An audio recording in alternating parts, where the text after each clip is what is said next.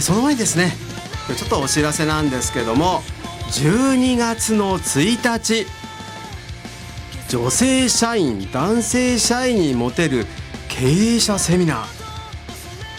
ー、18時30分からミューザ川崎4階市民交流室で行います。出演はですね、田淵正宏さん、小室ゆりさん、懇親付きで会費3000円になります。